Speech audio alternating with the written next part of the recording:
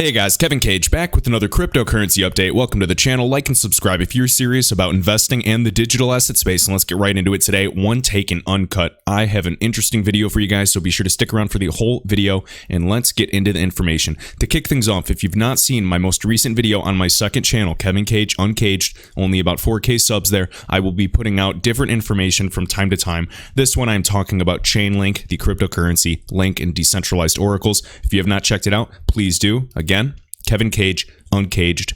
The links are in the video description. So without further ado, really quick, we're going to be talking about the OMFIF. They have directly listed Ripple as an example with XRP. So for example, they are a massive behemoth. This is the official monetary and financial institutions forum, an independent think tank for central banking. Okay, so XRP settlement, we get it, cross-border payments, economic policy, and public investment. A neutral platform for best practice in worldwide public-private sector exchanges. Now the IMF, the Federal Reserve, the BIS, all of these groups around the world have been pushing for public and private partnerships. Now, this goes well beyond just the COVID pandemic. This has been known and talked about in the world of fintech, financial technology, for quite some time.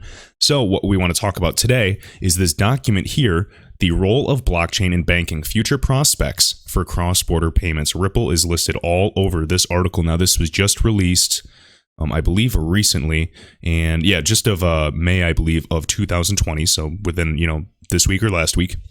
It was originally shared, I saw, by King Solomon, XRP_owl. I also saw Damor Sahami, so thank you for sending that to me, sir, as well. Tons of information found by him as well.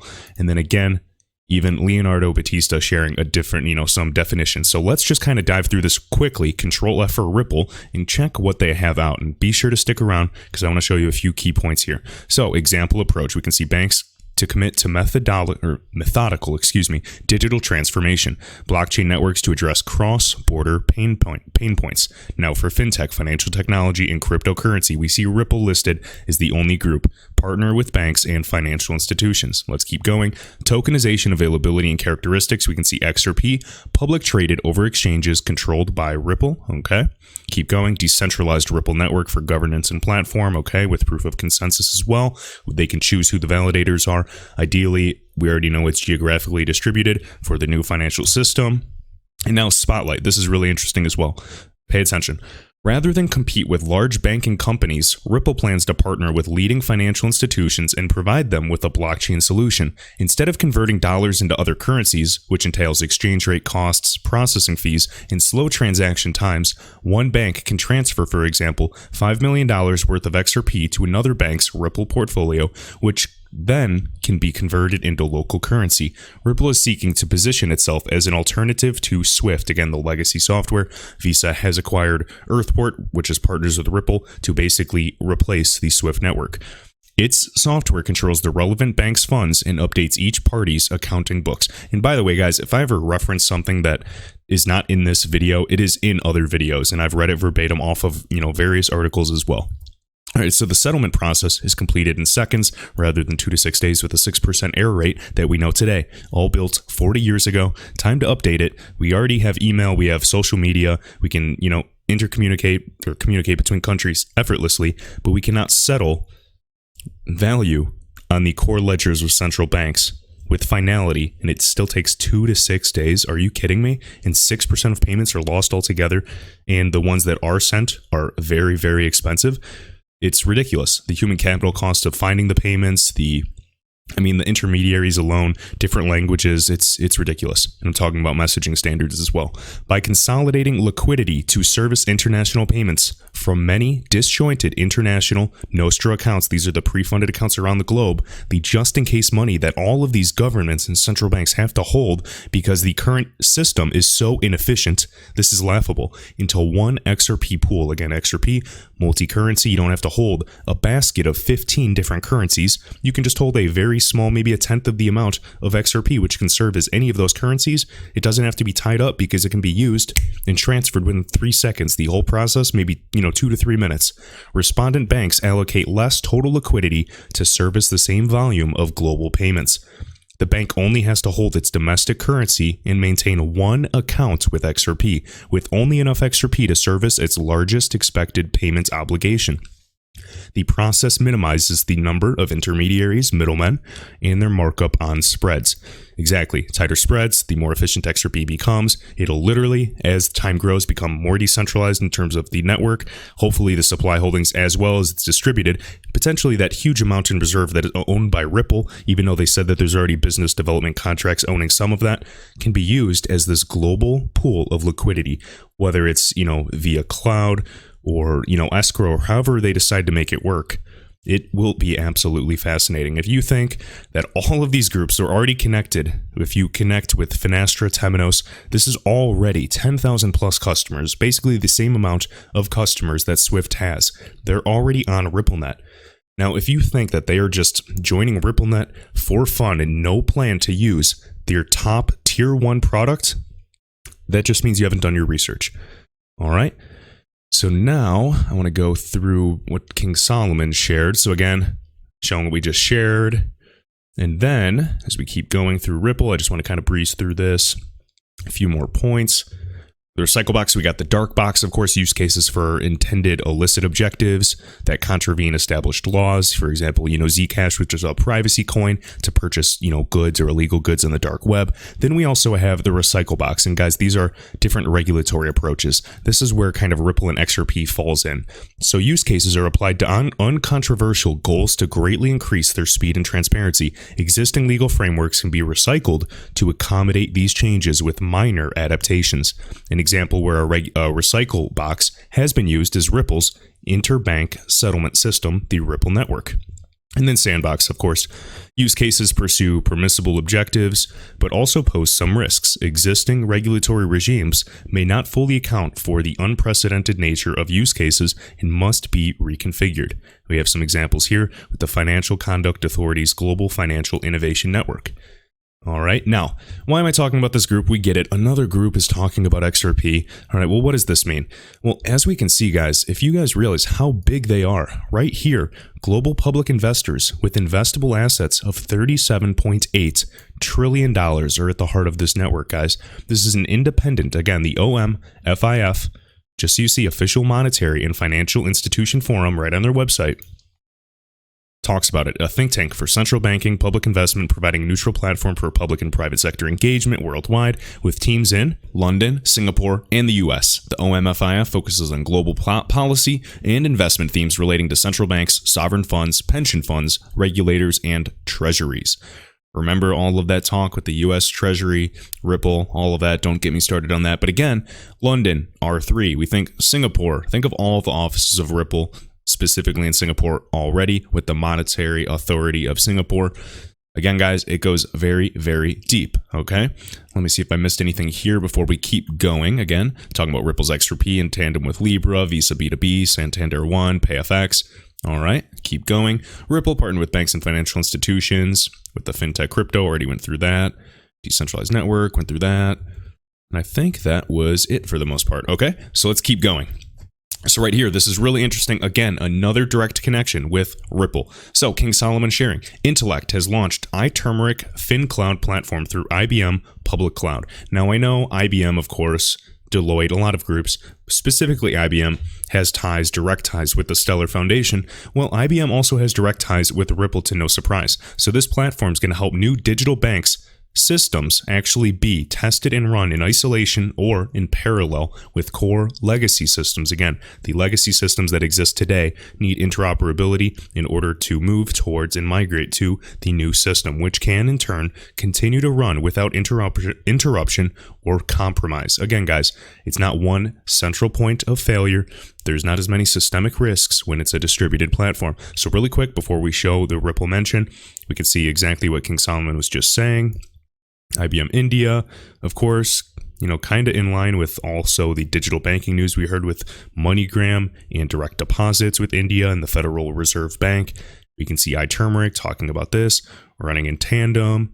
Again, saddled with legacy platforms, exactly what we just said. And then right here, digital products, IGTB, successful integration with Ripple's distributed ledger technology for cross-border funds transfers over blockchain.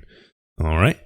And then right here, number one transaction banking, number one partner of choice for digital transaction banking transformation programs, Global Finance Best Bank Award. And we can see Best Bank for liquidity management in the APAC region. This is the Asia Pacific region.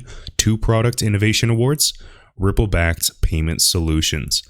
Boom. All right, let's keep going. This is really interesting. So, gentleman's going back and forth with David Schwartz, CTO of Ripple, of course, one of the original architects of the XRP ledger. And, people that just don't know what they're talking about or don't know what they're talking about, they clearly don't do the research. And, I get it. I was there too. But he says we don't need XRP for these use cases for, as a bridge asset, which is hilarious. He says the fanboys crow about converting USD to even USDT Tether and then to Mexican peso or any other currency is more efficient. And this makes absolutely no sense when you're looking at the macro perspective, right? So David Schwartz goes on, is your position that digital fiat, again, just tokenized fiat, solves all interoperability problems and there is no use case for decentralized assets? That trusting counterparties is fine. Government-controlled monetary policy is fine. And again, it's not fine for the other group that can't control it. And censorship is at worst a tolerable nuisance. One thing that surprised me is that these differences really resonate with all but the largest financial institutions. So everybody else but the biggest guys in the game don't like this concept. Well, what does that tell you? With financial inclusion, guys, things are going to be flipping. And he says they would rather use systems nobody can own and control than systems owned and controlled directly or indirectly by their largest competitors. Love that. All right, next up. So Keith Hall sharing this. So this is Quora.com where David Schwartz, CTO of Ripple, again, is talking about, XRP at $5. And I'm going to go with it and then also go against it because I do agree with Galgatron's point of view. And I think they just, they get each other and they just looked at it from a different perspective. But talking about XRP at $5. So this is an older question, and it says, just May 7th, 2020, if XRP hit $5, hypothetically speaking, of course, in my opinion, it's going to blow past that, no problem with utility. Again, not financial advice. I have to say that. Please do your own research. Decide for yourselves. But to me, no question. If XRP hits $5, would there be enough liquidity in the market for all of those people who own, say, over 30,000 tokens to cash out? And logically speaking, yes. Otherwise, XRP would not hit $5 or even stay at $5. $5 is not a magical number. You can ask the same question about $4, $3, etc. For XRP to hit $5, $4, or $3, everyone who wants to sell for less than that price would have already sold. After all, nobody is going to buy XRP for $4 if there's someone willing to sell XRP on the market for $3.95. If they have a limit order for $3.95, no one is going to buy XRP for $4. They're going to buy at the cheaper price. So why would they pay more than they have to? It's just how markets function. So if XRP hit $5, everyone who wanted to cash out at, say, $4.99 or less would have already had the opportunity to do so. If you place in a limit order to sell your 30,000 XRP at $4.99, XRP cannot hit $5 until you've sold your 30K XRP at $4.99. Again, within the order book, it has to eat through this value before it can push to $5. Now, if there was, say, a sell order at $4.99, and then there was no buy offers or sell orders until a later price, it would theoretically even skip and go all the way up to, say, $5.50 if it was set there. So there's also slippage that accompanies this. The idea is we want liquidity in the system, so there's a variety of price points that buyers and sellers can bid upon. All right, tight spreads offers better cost savings and makes XRP the best option for a bridge asset. And again, it's open sourced. Close enough to make $5 to be no difference. Okay. And then again, Galgatron again, I have to disagree with Joel Katz, aka David Schwartz. And he assumes that everyone would sell before $5 had a sell order at $4.99. And again, that might not be the case. And it only means that there was enough for everyone at $4.99. For example, when XRP did hit $3.80 in 2017, there was nowhere near enough liquidity for everyone to cash out at that price, meaning there was nowhere near the amount of liquidity and money in the system actually to keep the price at $3.80 while everyone cashes out, because when everyone continuously cashes out, that is tons of selling pressure. What does tons of selling pressure do? It lowers the price. But if there was tons of buying pressure at the same time on the other side keeping it, yes, then we could. So when there's more liquidity in the system, it can sustain itself. So again, David Schwartz goes, yeah, I guess I understood it as those who wanted to cash out. So they're both right within their own respects. But what I want to emphasize is that when utility is growing, institutional money, not you and me and some random guy buying is a speculative investment. I'm talking when utility is driving true adoption, there's going to be buyers and sellers on both ends at various price points where that selling pressure and that buying pressure are closer together. Once the volume increases and there's more buying pressure actively being used, it drives the price up. And this is what we are waiting for. We are waiting for that true adoption. And again, we always hear trickle, trickle, trickle, flood. Just like in the 90s with the dot-com bubble, this is literally happening all over again in front of us. Those that will make money in the digital asset space will be the ones that are buying and holding and waiting for that time to come. You only lose money if you not take profit. You only lose money when you sell, when you leave the market. So right now, when I buy, I just set and forget. Of course, I have my bags I trade, but I just wanted to make that point. All right. Next up, this is really cool. So King Solomon again with more XRP connections, guys. If you understand how big these groups are, you get, the depth of how this goes. So right here, Open Banking Europe releases Open Banking API Signature Standard Draft. Remember, we've been showing even Earthport through a single API interface. RippleNet enabled can already target, and it's one of the biggest global independent groups in the world. All right, so right here, their service providers right here, Finastra, RippleNet enabled, the top 48 of the top 50 banks in the world alone. We have 9,000 clients, customers right there. All right, now remember, Finastra, also one of the leaders for the real-time payment system with the clearinghouse. It goes very, very deep. Additional service providers. We also see Global Payments is part of Task Group. Task Group connected with Ripple. They've done side-by-side comparisons for a long time now. And then Temenos, another one of the world's largest banking softwares, 3,000 clients right there. So we just talked about 3,000, 9,000. It just keeps going. That's 12K clients right there that are indirect partners that can utilize Ripple's XRP.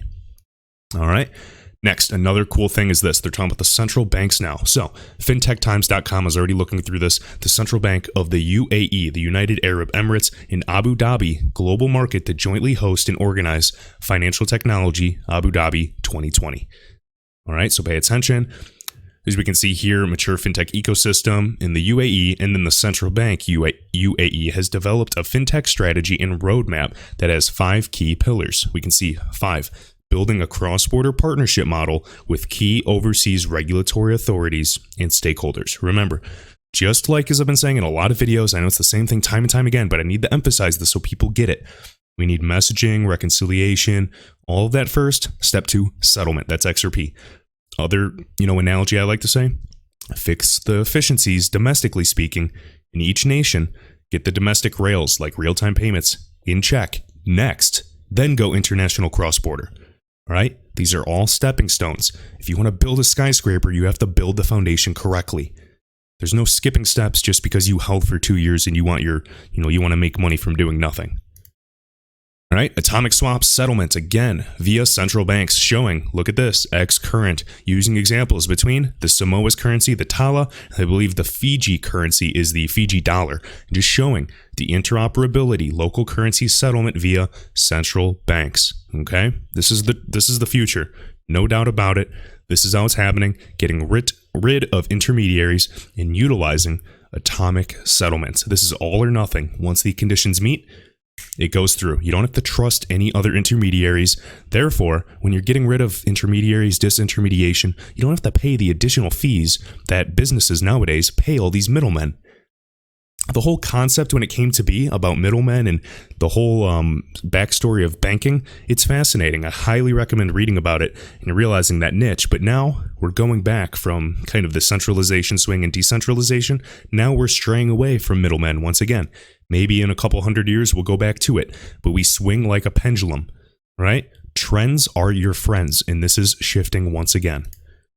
Right here, presentation by Ripple in November 13th, we can see proprietary and confidential, talking about Ripple provided on the condition of confidentiality, the central bank of the UAE.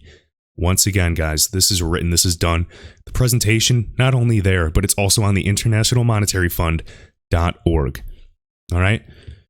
But yeah, I'm sure all of these groups are already RippleNet enabled for no reason. It's not to simply utilize the, technology. They're better funded than any group in the world. Yeah, there's going to be no use case. XRP is, one giant scam. Sarcasm. Connect the dots. All right. And every single time someone says, oh, well, why do you need a bridge asset? The conversion rates, the centralization, the governance, or the supply that's held by Ripple. Every single thing I've addressed in, several hundred of my videos. I just don't have time to go through and answer every single question. I just recommend there are many people, many smart people that are way smarter than me that are backing this technology. They talk about it. They understand it. They stay quiet behind closed doors. And I know many of those people also sometimes tune into these videos on this channel. They know what they're talking about. I talk with a lot of them regularly.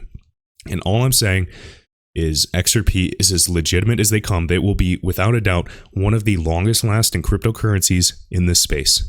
Better yet, I'd refer to it as a crypto asset or digital asset. It's here to stay. They've been working with regulators, the board members, the connections to all the regulatory frameworks in the world, all the companies, Goldman Sachs backed. It's done. It's a done deal. It's simply, when are they going to kind of flip the switch and begin that true utility ground floor to rise, and how much? Right now, it's just low value transfers, but they're scaling it up, and it almost seems like they're being held back for some reason until everyone's ready. So are they simply going for 80% market domination, or are they waiting for 100% market share, and then boom? All right, we will see. And those are just my thoughts. So a crypto king sharing this, CoinMarketCap now ranks crypto exchanges by web traffic. So we know the acquisition by Binance of crypto, or CoinMarketCap.com. Now, when you go to cryptocurrencies, you can see this tab, and you can kind of get a gist of it. Top 100. But now you can go to this exchange tab, and you can also create your own watch list. I don't personally use CoinMarketCap much. Just wanted to show you this functionality. So now we have web traffic factor, Binance, of course, number one. Surprise, surprise.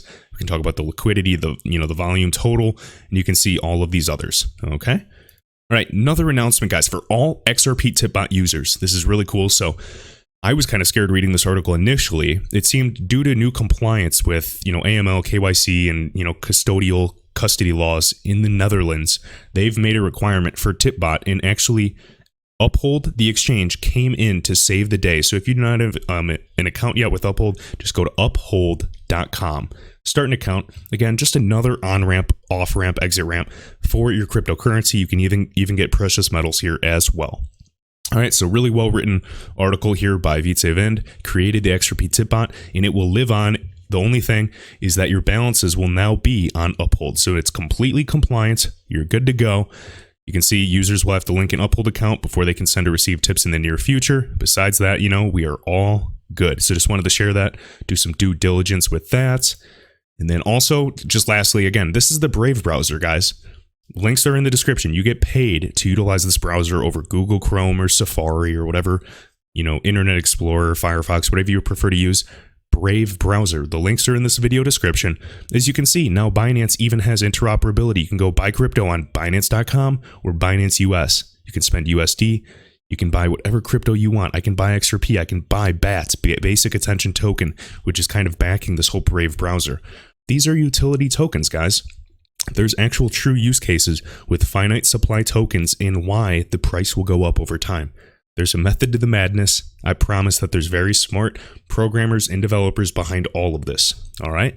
So again, do your own research, see what is right for you, question everything I'm sharing with you. I'm just wanting you guys to know that the Official Monetary and Financial Institutions Forum, a think tank for economic policy full of and for central banks, which is the use case that XRP is attacking, wrote and published this giant PDF talking about the role of blockchain and future prospects of cross-border payments. If you guys don't think that's huge, I don't know what to tell you. This even says $37.8 trillion are at the heart of this network.